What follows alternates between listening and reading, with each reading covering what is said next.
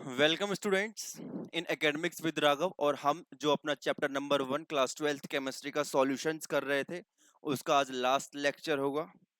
उसके बाद ये चैप्टर हमारी तरफ से खत्म हो जाएगा और एनसीईआरटी के बेस्ड ये पूरा लेक्चर थे और एनसीईआरटी के अकॉर्डिंग ये चैप्टर खत्म हो जाएंगे। सबसे पहले मैं आपको बताता हूँ प्रीकैप कि हमने इससे पहले लेक्चर में क्या क्या पढ़ा था। तो उसके अंदर हमने ऑस्मोसिस पढ़ा था, ऑस्मोसिस के साथ ऑस्मोटिक प्रेशर पढ़ा था। हमने टाइप्स ऑफ सॉल्यूशन पढ़े थे कि हमारे सॉल्यूशन कितने तरीके के होते हैं ऑस्मोटिक प्रेशर के बेस पर। तो वो हमने 3 तरीके के पढ़े थे, आइसोटोनिक सॉल्यूशंस, हाइपरटोनिक सॉल्यूशंस और हाइपोटोनिक सॉल्यूशंस। उसके अलावा हमने इसमें एबनॉर्मल एबनॉर्मल मोलर मास पढ़ा था, जिसके अंदर हमने एसोसिएशन और डिसोसिएशन पढ़ा था। आज के लेक्चर्स में हम ये टॉपिक्स कवर करेंगे। आज के लेक्चर में हम क्या क्या कवर करेंगे, कोलिगेटिव प्रॉपर्टीज कवर करेंगे। कोलिगेटिव प्रॉपर्टी कौन कौन सी होती है, तो relative lowering in vapour pressure, elevation of boiling point, depression of freezing point, और एक कोलिगेटिव प्रॉपर्टी और होती है, वो है हमारा ऑस्मोटिक प्रेशर। क्या है? ऑस्मोटिक प्रेशर, जो हम इससे जस्ट पहले वाले लेक्चर में वो कवर कर चुके हैं, लेकिन होती वो भी कोलिगेटिव प्रॉपर्टी है। मैंने उस टॉपिक को इसलिए अलग से लिया था क्योंकि वो थोड़ा सा मेजर टॉपिक है और एनसीईआरटी के अंदर वो 2-3 पेजेस के अंदर दिया हुआ है, तो उसको समझना अलग से ज्यादा जरूरी था। सबसे पहले हम बात करते हैं कोलिगेटिव प्रॉपर्टीज की कि कोलिगेटिव प्रॉपर्टी कौन सी होती हैं। तो आपको ये याद रखना है कि सॉल्यूशन की कोई भी वो प्रॉपर्टी जो सॉल्यूट के नंबर ऑफ पार्टिकल्स पर डिपेंड करती है। किस पर डिपेंड करती है? जो सॉल्यूट के नंबर ऑफ पार्टिकल्स पर डिपेंड करती है, उसी को हम कोलिगेटिव प्रॉपर्टी कहते हैं। वो सॉल्यूट के नेचर पर डिपेंड नहीं करेगी कि जी आपने आयनिक सॉलिड लिया, आपने नॉन आयनिक सॉलिड लिया, आपने कोवेलेंट सॉलिड लिया, आपने मेटालिक सॉलिड लिया। इन चीजों पे जो प्रॉपर्टीज डिपेंड नहीं करती, सिर्फ डिपेंड करते हैं तो इस बात पे कि सॉल्यूट के कितने नंबर ऑफ पार्टिकल्स आपने लिए, आपने कितने ग्राम सॉल्यूट लिया, कितने वॉल्यूम लिया सॉल्यूट का सॉल्यूशन के अंदर। उन्हीं प्रॉपर्टीज को हम कहते हैं कोलिगेटिव प्रॉपर्टीज। तो यहाँ पे मैंने मेंशन कर रखी है कि कोलिगेटिव प्रॉपर्टीज कौन कौन सी होती हैं। तो वो है हमारी 4 मेजर कोलिगेटिव प्रॉपर्टीज होती हैं जो हम सॉल्यूशन चैप्टर के अंदर पढ़ते हैं।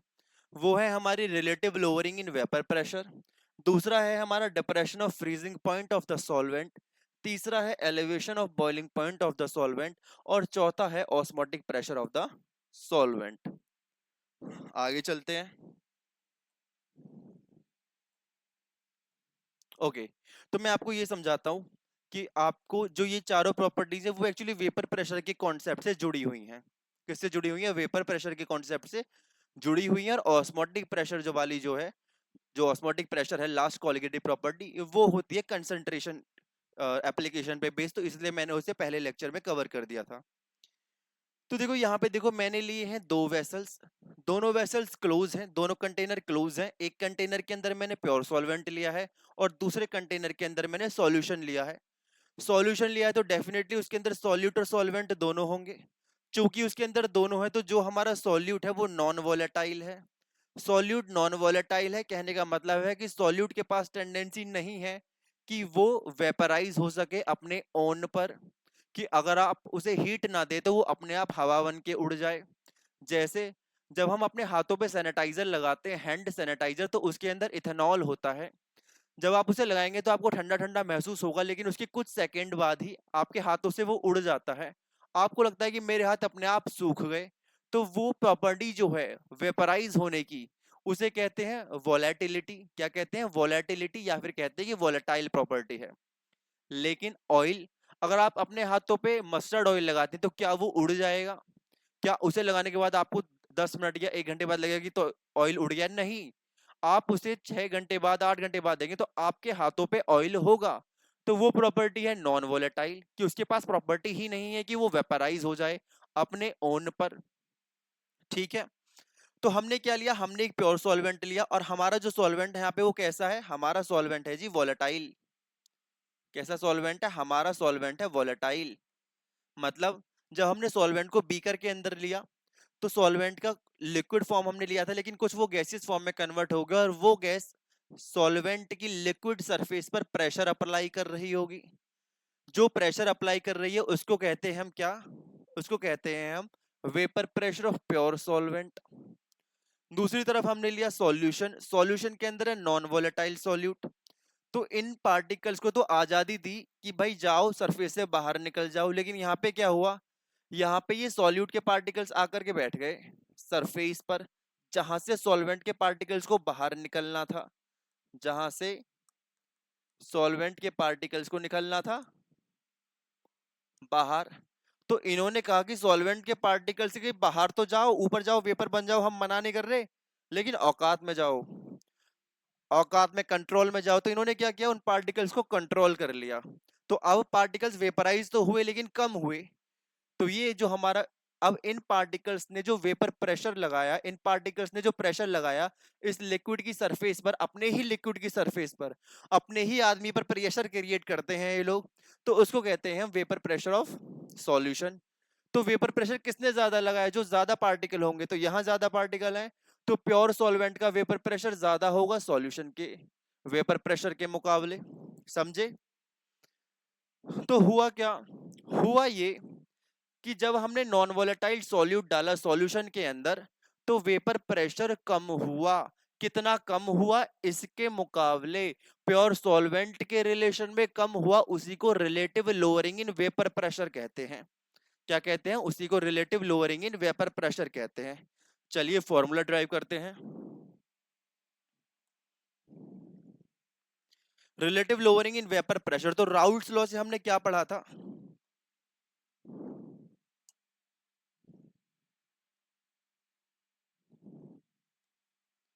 हमने पढ़ी थी राउल्ट्स लॉ। राउल्ट्स लॉ में होप करता हूं कि आपको याद है और आपने पुराने लेक्चर्स देखे हैं, जो इसी चैप्टर के पिछले लेक्चर्स है। राउल्ट्स लॉ कहती थी कि जो वेपर प्रेशर होगा सॉल्यूशन का, वो होगा वेपर प्रेशर दोनों कंपोनेंट्स का, वो होगा सॉल्वेंट का पार्शियल वेपर प्रेशर और सॉल्यूट का पार्शियल वेपर प्रेशर। फॉर्मूले को हमने ओपन किया, तो पार्शियल प्रेशर जो सॉल्वेंट का होगा वो होगा सॉल्वेंट का पार्शियल प्रेशर प्योर फॉर्म में, और सॉल्वेंट का mole fraction, plus partial pressure of solute pure state में, और मोल फ्रैक्शन ऑफ सॉल्यूट।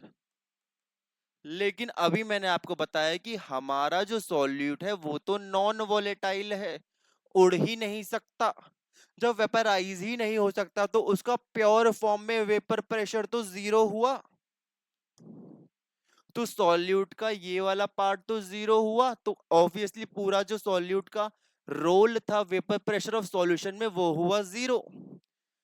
तो पार्शियल प्रेशर ऑफ सॉल्यूशन जो है वो हो गया partial pressure of solvent. Mole fraction of solvent, क्या मैंने आपको ये बताया था कि मोल fraction of solute plus mole fraction of solvent one के इक्वल होता है। तो क्या मैं मोल फ्रैक्शन जो सॉल्वेंट का है उसे मैं one minus mole fraction of solute लिख सकता हूं यहां पर? तो क्या मैं यहां पर लिख सकता हूं one minus mole fraction of solute? इतना समझ में आता है? लेट सपोज मैंने पार्शियल प्रेशर जो है सॉल्वेंट का उसे मान लिया कितना, मैंने सॉल्वेंट के पार्शियल प्रेशर जो कि प्योर फॉर्म में था मैंने उसे मान लिया पी नॉट। तो मेरा सॉल्यूशन का फॉर्मूला निकल के आएगा कि partial pressure of solution is equals to P not minus P not mole fraction of solute. ठीक है, ये पी नॉट है। अब मैंने क्या किया कि मैं इस वाले पार्ट को उठा करके इधर ले आया और मेरा फॉर्मूला आता है पी नॉट, पी नॉट ये इधर चला गया minus P solution upon P not is equals to mole fraction of solute. भैया यही तो relative lowering in vapour pressure का फॉर्मूला है। किसका फॉर्मूला है ये? Relative lowering in vapour pressure. तो रिलेटिव लोअरिंग का जो फॉर्मूला है वो यही तो है। क्या इसमें कहीं रॉकेट साइंस यूज करी मैंने? क्या मैं कोई और कॉन्सेप्ट उठा करके लाया कि जी अभी तक पढ़ाया ही नहीं था लेकिन एकदम नया फॉर्मूला है? क्या क्या इसमें वेपर प्रेशर का कॉन्सेप्ट नहीं लग रहा? क्या यहाँ पे राउल्ट्स लॉ नहीं लग रही? क्या राउल्ट्स लॉ को ही सॉल्व नहीं किया है? तो ये हमारा होता है relative lowering in vapour pressure. चलते हैं नेक्स्ट, इसी पे बेस देखते हैं क्वेश्चन। तो देखते हैं क्वेश्चन हमारा क्या कह रहा है। क्वेश्चन कह रहा है the vapour pressure of pure benzene. तो मतलब हमारा जो सॉल्वेंट है वो क्या है, हमारा सॉल्वेंट है यहाँ बेंजीन। सॉल्वेंट क्या है, हमारा सॉल्वेंट है बेंजीन C6H6। उसका वेपर प्रेशर हमें दे रखा है कितना, यानी पी नॉट हमें दे रखा है 0.850 बार। कितना दे रखा है, हमें ये दे रखा है 0.850 बार। ठीक है। A non-volatile solute, non-electrolyte solid weighing 0.5 gram when added to 39 gram of benzene। तो हमें सॉलिड का वेट दे रखा है, क्या दे रखा है, सॉलिड का वेट दे रखा है, सॉल्यूट का वेट दे रखा है कितना, 0.5 ग्राम। सॉरी सॉल्यूट, मैं सॉलिड सॉलिड बोले जा रहा था। हमें बेंजीन का वेट दे रखा है, बेंजीन का सॉल्यूशन में कितना वेट है, तो बेंजीन का जो वेट है सॉल्यूशन के अंदर वो दे रखा है 39 ग्राम। और हमें दे रखा है बेंजीन का मोलर मास। बेंजीन का मोलर मास कितना दे रखा है, तो बेंजीन का मोलर मास है 78 ग्राम, ग्राम मोल इनवर्स। ये चीजें हमें गिवन है क्वेश्चन में। और क्या गिवन है क्वेश्चन में, और हमें गिवन है कि vapour pressure of the solution, vapour pressure of the solution then is 0.845 bar. तो हमें वेपर प्रेशर सॉल्यूशन दे रखा है, यानी पीएस दे रखा है कितना, 0.845 बार। तो एक चीज और याद रखना कि जितने भी कोलिगेटिव प्रॉपर्टी हैं उनसे हम सॉल्यूट का मोलर मास निकालते हैं, नॉन वोलेटाइल सॉल्यूट का। तो उसे हम ऐसे सॉल्व कर देंगे कि हमारा आया था P not minus P S by P not. यहां तक कोई दिक्कत नहीं होनी चाहिए। जो हमारा सॉल्यूट का मोल फ्रैक्शन है वो आएगा number of moles of solute ऊपर upon number of moles of solute नीचे plus number of moles of solvent नीचे। ये फॉर्मूला होता है। ठीक है। अब सपोज करो कि हमारे जो number of moles of solute हैं वो बहुत कम है, किससे, number of moles of solvent से, वो सॉल्वेंट से बहुत ज्यादा कम है। तो हम क्या करेंगे, जो हमारा फॉर्मूला था P not minus P S over P not, ठीक है, जो हमारा फॉर्मूला था P not minus P S over P not, उसमें से हम जो डिनोमिनेटर में से सॉल्यूट का मोल है उसको हटा देंगे। तो वो हो जाएगा हमारा N S over number of moles of solvent. यहां से हम कैलकुलेट कर लेंगे मोलर मास। तो मोलर मास का फॉर्मूला क्या आ जाएगा, मोलर मास का फॉर्मूला आ जाएगा P not minus P S over P naught, weight given of solute कितना दे रखा है, upon molar mass of solute, solute का molar mass, into weight given of solvent का जो मोलर मास है, into molar mass of solvent, solvent का molar mass. तो यहां से आप क्या क्या कैलकुलेट कर सकते हैं, आप ये सारी चीजें यहां से कैलकुलेट कर सकते हैं। तो इनडायरेक्टली हमने कोलिगेटिव प्रॉपर्टी से नॉन वोलेटाइल सॉल्यूट का मोलर मास भी निकाल लिया। ठीक है। तो ये चीजें आपको याद रखनी, सॉरी गाइस। ठीक है। इसमें हमसे यही तो पूछा है, क्या पूछा है आपसे, पूछ लिया उसने molar mass of the solid substance. तो बता दो, कोई रॉकेट साइंस है क्या इसके अंदर, नहीं। गिवन क्या क्या है, फॉर्मूला क्या होता है, फॉर्मूला होता है जी P not minus P S over P not is equals to, इधर क्या आता है, इधर आता है molar mass of solute, molar mass of solute हो जाएगा जो हमें सॉल्यूट का वेट गिवन है, upon molar mass of solute, solute का जो मोलर मास होता है, इनटू जो हमें सॉल्वेंट का मोलर मास गिवन है, सॉरी सॉल्वेंट का जो वेट गिवन है सॉल्यूशन के अंदर, और ऊपर आ जाएगा molar mass of solvent. Value रख दो, आंसर आ जाएगा। हमें क्या क्या पता है, क्या हमें पी नॉट पता है, हमें पी नॉट पता है, ये रहा हमारा पी नॉट, हमें इसके अंदर पी नॉट पता है, यानी हमें यहाँ पी नॉट पता है।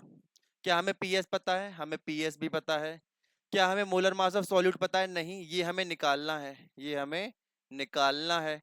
क्या हमें वेट ऑफ सॉल्यूट गिवन है सॉल्यूशन के अंदर, बिल्कुल गिवन है 0.5 ग्राम, तो यानी हमें ये भी पता है। क्या हमें सॉल्वेंट का मोलर मास पता है, भैया बेंजीन का मोलर मास दे तो रखा है 78 ग्राम, तो हमें मतलब ये भी पता है। और कितना बेंजीन है सॉल्यूशन के अंदर, 39 ग्राम, ये भी पता है। तो भैया निकाल दो फॉर्मूले में, फॉर्मूले में रख दो आंसर, फॉर्मूले में रख दो वैल्यूज और आपके आ जाएंगे आंसर्स। ठीक है, तो ये मेथोडोलॉजी थी relative lowering in vapour pressure के क्वेश्चंस को सॉल्व करने की। चलते हैं आगे, देखते हैं कौन सी क्वालिटी प्रॉपर्टी है। तो आगे है जी एलिवेशन ऑफ बॉइलिंग पॉइंट। अब आता है बॉइलिंग पॉइंट का एलिवेशन कैसे हुआ। तो देखो बॉइलिंग पॉइंट से आप क्या समझते हो, मैं आपको एक लेमन लैंग्वेज में बताता हूं कि बॉइलिंग पॉइंट का मतलब होता है एक ऐसा टेम्परेचर, एक लिक्विड का बॉइलिंग पॉइंट का मतलब है कि उस लिक्विड का ऐसा टेम्परेचर कि जब उस टेम्परेचर को हम लिक्विड को दे देंगे तो उस लिक्विड की जो वेपर्स हैं उनका वेपर प्रेशर जो है, मतलब मैंने लिया एक वेसल, मैंने लिया एक वेसल, वेसल के अंदर लेट सपोज मैंने कोई वोलेटाइल लिक्विड लिया, ठीक है, और मैंने इस वेसल को कर दिया क्लोज।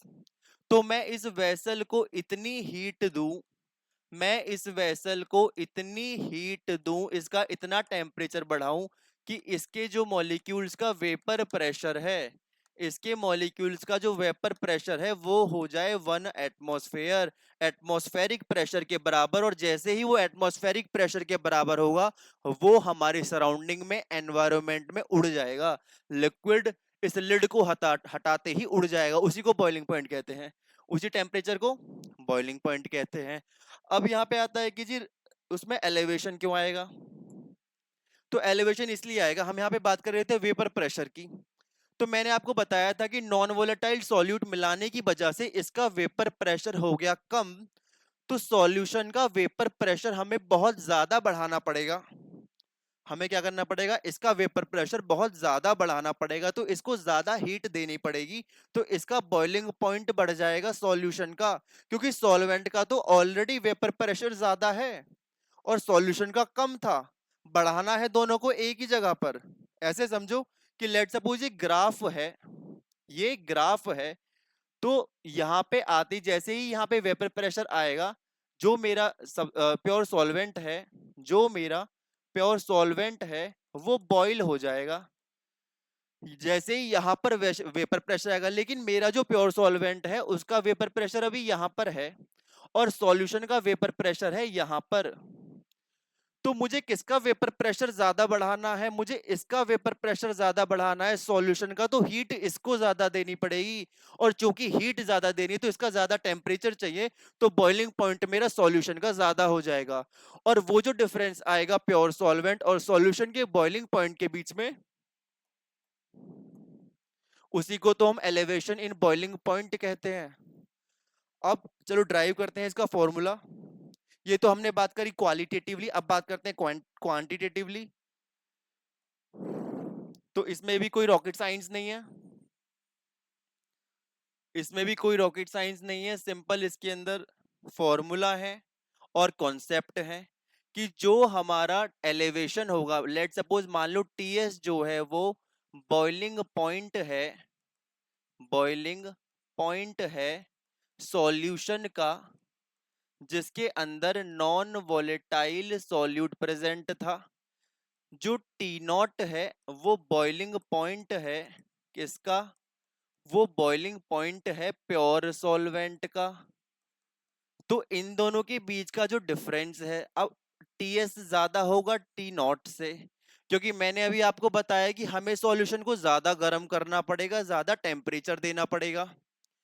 तो इन दोनों के बीच का जो डिफरेंस होगा टीएस माइनस टी नॉट, यही तो एलिवेशन इन बॉइलिंग पॉइंट होगा, यही तो बॉइलिंग पॉइंट का एलिवेशन हुआ एक ही सॉल्वेंट की। अब इसको आगे ड्राइव करते हैं, तो ये फॉर्मूला हो जाएगा कि जी एलिवेशन इन बॉइलिंग पॉइंट जो होता है वो डायरेक्टली प्रोपोर्शनल होता है मोलैलिटी के। किसकी मोलैलिटी, जो कि सॉल्यूट की मोलैलिटी है, मोलैलिटी है। जब हम इस प्रोपोर्शनैलिटी कांस्टेंट को हटाएंगे तो हम यहाँ पे ऐड करेंगे केबी, केबी होता है मोलाल एलिवेशन कांस्टेंट, या फिर कहते हैं इसे यूबलियोस्कोपिक कांस्टेंट, या फिर इसे कहते हैं एलिवेशन बॉइलिंग कांस्टेंट। तो लिखते हैं पूरा फॉर्मूला। तो पूरा फॉर्मूला हमारा निकल के आता है delta T B is equals to K B dot molality, ये होता है हमारा एलिवेशन इन बॉइलिंग पॉइंट। क्या होता है, ये हमारा होता है एलिवेशन इन बॉइलिंग पॉइंट। इतना आसान था। अब मैं आपको इसमें बता देता हूँ कि इसमें जो प्रोपोर्शनैलिटी कांस्टेंट यूज किया है, कई बार ये वहां पे कंफ्यूज कर देते हैं। तो केबी जो है वो है हमारा प्रोपोर्शनैलिटी कांस्टेंट, ठीक है, प्रोपोर्शनैलिटी कांस्टेंट। उसके बाद इसको और हम क्या कहते हैं, इसको कहते हैं हम यूबलियोस्कोपिक कांस्टेंट, यूबलियोस्कोपिक कांस्टेंट। और इसे क्या कहते हैं, इसे कहते हैं मोलाल एलिवेशन कांस्टेंट। क्या कहते हैं, मोलाल एलिवेशन कांस्टेंट, ठीक है। या फिर इसे कहते हैं बॉइलिंग एलिवेशन कांस्टेंट। क्या कहते हैं, बॉइलिंग एलिवेशन कांस्टेंट। अब हमें इसकी यूनिट रट्टा मारने की जरूरत नहीं है, यूनिट यहां से निकाल दो भैया। यहाँ टेम्परेचर की बात हो रही है तो यूनिट क्या हो जाएगी, केल्विन में हो गया टेम्परेचर। इसको मोलालिटी को ले जाएंगे इधर, मोलालिटी होती है मोल पर केजी। मोल पर केजी इधर आ जाएगा तो मोल ऊपर जाएगा इनवर्स में, और जो केजी था वो नीचे से ऊपर माइनस का प्लस ऊपर चला जाएगा, ये इसकी यूनिट होती है। तो ये हम बात करते हैं एलिवेशन इन बॉइलिंग पॉइंट की। किसकी बात करते हैं, ये हम पढ़ते हैं एलिवेशन इन बॉइलिंग पॉइंट के अंदर। अब इस पे बेस्ड क्वेश्चन देखते हैं एलिवेशन इन बॉइलिंग पॉइंट पे। तो इसमें भी कोई रॉकेट साइंस नहीं है, आपको फॉर्मूला पता है कि जी delta T B is equals to K B dot M होता है, और के बी हर सब्सटेंस के लिए एक फिक्स्ड वैल्यू है, एक कांस्टेंट है। ठीक है, तो देखते हैं क्वेश्चन क्या कह रहा है। क्वेश्चन कह रहा है 18 ग्राम ऑफ ग्लूकोज। पहले हम सबसे पहले लिखेंगे गिवन कि हमें क्या क्या दे रखा है। तो ये कह रहा है जी 18 ग्राम ग्लूकोज है, C6H12O6 is dissolved in 1 kilogram of water. तो इसका मतलब तो इन्होंने हमें सीधी सीधी मोलैलिटी दे दी। इन्होंने हमें दे दिया जी ग्लूकोज जो है आपका वो कितना है, ग्लूकोज है आपका 18 ग्राम जो कि सॉल्यूट है। आपको पानी दे रखा है, पानी कितना है आपके पास, पानी है आपके पास 1 किलो, दैट इज जो कि सॉल्वेंट है। ठीक है, at what temperature will water boil at 1.013 bar. तो इतने प्रेशर पर जब हमारा किस टेम्परेचर पर जो हमारा पानी है वो बॉईल करेगा, अगर उसके लिए के भी इतना है, ठीक है। मतलब आपको वही बॉइलिंग पॉइंट निकालना है, किसका निकालना है, तो आपको सॉल्यूशन का बॉइलिंग पॉइंट निकालना है। आपको वाटर का बॉइलिंग पॉइंट पता है कितना होता है, 100 डिग्री सेल्सियस, यानी 373 केल्विन टेम्परेचर। तो आपको क्या दे रखा, आपको यहाँ पे के भी दे रखा है, के भी कितना है 0.52 केल्विन किलोग्राम मोल इनवर्स। ठीक है, फॉर्मूला रख दो, delta T B is equals to K B dot molality. K B is equals to molality होता है number of moles of solute by mass of solvent, किसमें, केजी में। तो delta TB क्या होता है, टीबी होगा सॉल्यूशन का टेम्परेचर जो हमसे पूछा है, सॉल्यूशन का बॉइलिंग पॉइंट। अब आपको पानी दे रखा है 1.013 बार पे, तो पानी का सीधा सीधा रूम टेम्परेचर पर कितना बॉइलिंग पॉइंट होता है, 373 केल्विन। केवी की वैल्यू आपने डाली, केवी की वैल्यू हमें दे रखी है 0.52 into number of moles of solute. तो 18 ग्राम हमें उसका वेट दे रखा है। मोलर मास कितना होता है ग्लूकोज का, तो निकाल लेते हैं। तो 12 सिक्स जा 72, और 12 और 8 सिक्स जा 48। तो ये हुआ,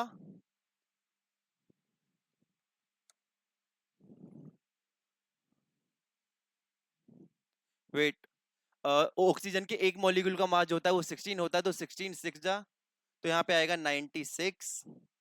तो ये हो जाएगा हमारा 180, कितना हो जाएगा 180 ग्राम पर मोल। 180 रख दिया हमने यहाँ पे। मास ऑफ सॉल्वेंट हमें केजी में गिवन है ऑलरेडी, सॉल्व कर दो, हमारा क्या आ जाएगा, हमारा सॉल्यूशन का बॉइलिंग पॉइंट आ जाएगा।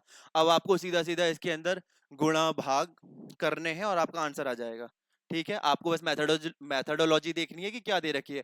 आपने कहा कि आपका 373 केल्विन टेम्परेचर क्यों रखा, क्योंकि हमें दे रखा है इतने प्रेशर पर, ये होता है हमारा 1 atm के इक्वल। तो आप रूम टेम्परेचर पर अगर पानी गर्म करते हैं तो उसका बॉइलिंग पॉइंट कितना होता है, 100 डिग्री सेल्सियस, मतलब 373 केल्विन।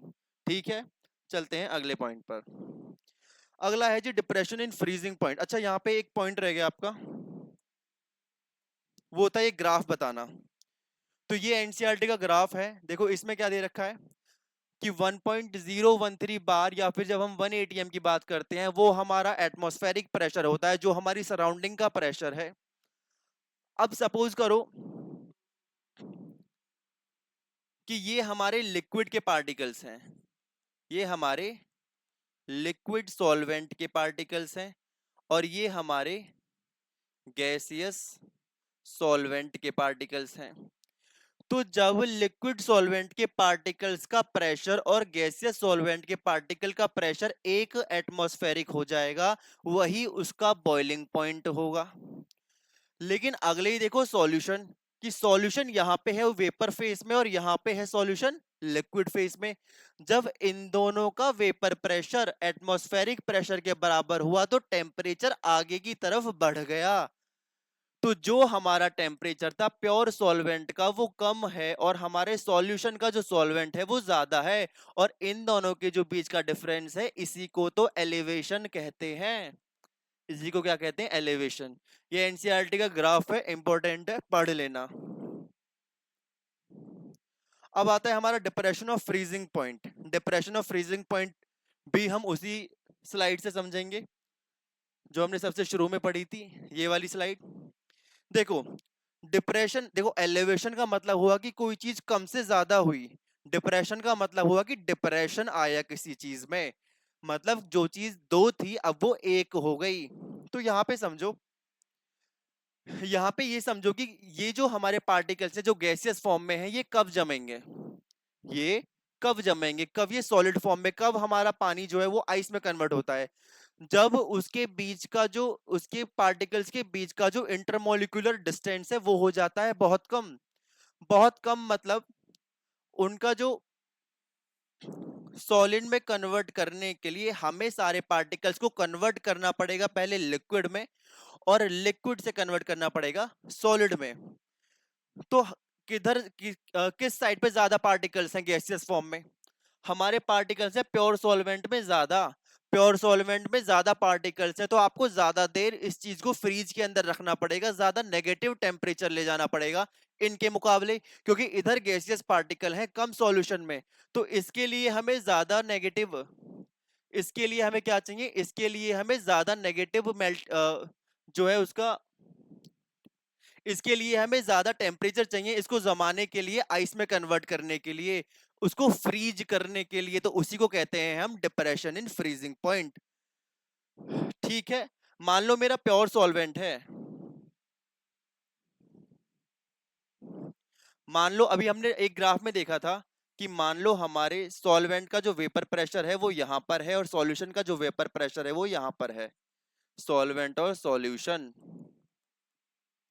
और हमें जो इनका वेपर प्रेशर है वो लेकर के आना है जीरो एटमॉस्फेरिक पर। तो किसके पार्टिकल्स को ज्यादा नीचे तक लाना पड़ेगा? तो सॉल्वेंट के पार्टिकल्स को ज्यादा नीचे तक लाएंगे ना, ज्यादा ठंडा करना पड़ेगा ना, तो उसी को हम कहते हैं dip, sorry guys, depression in freezing point. अब चलते हैं डिप्रेशन इन फ्रीजिंग पॉइंट पे। डिप्रेशन इन फ्रीजिंग पॉइंट, तो अब इसमें हमें न्यूमेरिकल इसका जो फॉर्मूला है जो क्वांटिटी बताता है उसे देखते हैं। तो डिप्रेशन इन फ्रीजिंग पॉइंट में होता है delta T F. Delta T F मान लो ये फ्रीजिंग पॉइंट डिफरेंस है, ये फ्रीजिंग पॉइंट डिफरेंस है। किस किस के बीच का फ्रीजिंग पॉइंट डिफरेंस है? तो फ्रीजिंग पॉइंट ऑफ सॉल्वेंट और फ्रीजिंग पॉइंट ऑफ सॉल्यूशन। किसका फ्रीजिंग पॉइंट ज्यादा होगा? सॉल्यूशन का फ्रीजिंग पॉइंट ज्यादा होगा। ज्यादा से मतलब ऐसे समझो कि मान लो मेरा मेरा कोई सब्सटेंस है वो 0 डिग्री सेल्सियस पर फ्रीज हो जाता है, मेरा कोई सब्सटेंस 0 डिग्री सेल्सियस पर फ्रीज हो जाता है, लेकिन जो दूसरा सब्सटेंस है वो -2 डिग्री सेल्सियस पर फ्रीज हो जाता है, -2 डिग्री सेल्सियस पर फ्रीज हो जाता है। तो किसका फ्रीजिंग पॉइंट ज्यादा हुआ? तो जो सॉल्यूशन था जिसका वेपर प्रेशर कम था उसका फ्रीजिंग पॉइंट ज्यादा हुआ। तो इसी को आगे ड्राइव करते हैं, तो हमारा डेल्टा टी एफ क्या हो जाता है? हमारा डेल्टा टी एफ हो जाता है K B dot molality of solute, जहां पे के बी क्या होता है? के बी होता है molal depression, molal depression constant ये होता है। और इसको कहते हैं क्या, क्रायोस्कोपिक कांस्टेंट, क्रायोस्कोपिक कांस्टेंट। ठीक है, ये हमारा आया derivation depression in freezing point के लिए, इसको कहते हैं क्रायोस्कोपिक कांस्टेंट। इसकी भी ऐसा यूनिट में कोई रॉकेट साइंस नहीं है, बस आपको याद रखना है भाई, ये रहा हमारा केबी, ये रहा हमारा केबी। ये हम फिजिक्स में पढ़ते हैं 11th क्लास की, कि यहाँ पे टेम्परेचर है तो एक तो हो गया केल्विन, और इसको ले गए हम इधर, इसकी जो यूनिट होती है वो होती है मोल पर किलोग्राम, तो ये हुआ के केल्विन मोल इनवर्स किलोग्राम। तो केवी की वैल्यू आती है मोल, इसकी वैल्यू आती है केल्विन मोल इनवर्स किलोग्राम। ये वैल्यू आती है हमारी किसकी, के एफ की। वेट, ये हमारा क्या है, ये हमारा यहाँ पे के एफ आता है। ठीक है, बाकी सारी चीजें सारी ठीक है। इसे molal depression constant, cryoscopic constant, और इसकी यूनिट ये होती है। अब यहां से आएगा जी कोलिगेटिव प्रॉपर्टी से आप मोलर मास कैसे निकालेंगे नॉन वोलेटाइल सॉल्यूट का, तो फॉर्मूला के अंदर सीधा मोलरिटी के फॉर्मूले को खोल देंगे। मोलैलिटी का कैसे खोलेंगे, के जी डेल्टा टी एफ, के जी डेल्टा टी एफ जो होता है वो होता है के एफ। मोलैलिटी का फॉर्मूला खोला, number of moles of solute, नीचे आ जाएगा मास of solvent, mass of solvent किसमें, केजी में। Number of moles of solute का फॉर्मूला खोला तो वो आ जाएगा जो वेट हमें सॉल्यूट का गिवन है, over molar mass of solute. Molar mass of solute उठा करके इस तरफ ले आए हम, तो ये हो जाएगा molar mass of solute is equals to K F into weight of solute जो हमें सॉल्यूशन के अंदर गिवन है, ओवर जो उसका डिप्रेशन आ रहा है फ्रीजिंग पॉइंट के अंदर, multiple of mass of solvent किसके अंदर, केजी के अंदर। तो ये निकालते हैं हम मोलर मास कैलकुलेशन इसी फॉर्मूले से। ठीक है, आगे चलते हैं। तो ये जो था ये हमारा था डिप्रेशन इन फ्रीजिंग पॉइंट, ये भी एनसीईआरटी में ग्राफ गिवन है, इस ग्राफ को समझते हैं। तो मान लो ये हमारा लिक्विड सॉल्वेंट का वेपर प्रेशर है और ये हमारा सॉल्यूशन का वेपर प्रेशर है, और ये हमारा फ्रोजन सॉल्वेंट का वेपर प्रेशर है। ठीक है, तो जिस पॉइंट पर लिक्विड सॉल्वेंट और फ्रोजन सॉल्वेंट का इंटरमोलिकुलर इंटरेक्शन सेम हो जाएगा, वो उस वक्त फ्रीज हो जाएगा जब इन दोनों का वेपर प्रेशर सेम हो जाएगा। तो लेट सपोज इनका वेपर प्रेशर सेम हो रहा है टी डिग्री एफ पर, टी नॉट एफ पर, लेकिन जब सॉल्यूशन डाला तो पहले से वेपर प्रेशर कम था और हमें वेपर प्रेशर फ्रोजन सॉल्वेंट के लाने के लिए थोड़ा ही कम करना पड़ेगा, तो ये आएगा हमारा टेम्परेचर। तो कौन सा टेम्परेचर ज्यादा होगा, टेम्परेचर ज्यादा होगा हमारा T not F will be more than T F, और ये जो डेल्टा टी एफ है ये हुआ हमारा मोलाल एलिवेशन, ये होगा हमारा फ्रीजिंग पॉइंट में डिप्रेशन। किसमें डिप्रेशन होगा, ये होगा हमारा फ्रीजिंग पॉइंट में डिप्रेशन। ठीक है, चलते हैं आगे। ये एनसीईआरटी में हमें एक छोटा सा टॉपिक दे रखा है जी आपको, जो हमारा केएफ है, जो हमारा मोलाल डिप्रेशन कांस्टेंट और मोलाल एलिवेशन कांस्टेंट जो है, उसे हम enthalpy of fusion of solvent और एंथैल्पी ऑफ वेपोराइजेशन से रिलेट करते हुए हम कैलकुलेट कर सकते हैं इनकी वैल्यू। ये फॉर्मूले आपको सीधे सीधे याद रखने हैं, जिसमें m1 molar mass of solvent होता है, r गैस कांस्टेंट होता है, tf फ्रीजिंग पॉइंट होता है और tb बॉइलिंग पॉइंट होता है। ठीक है, आगे देखते हैं।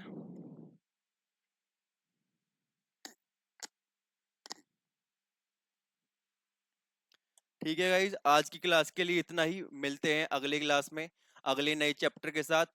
तब तक के लिए थैंक यू, गुड लक।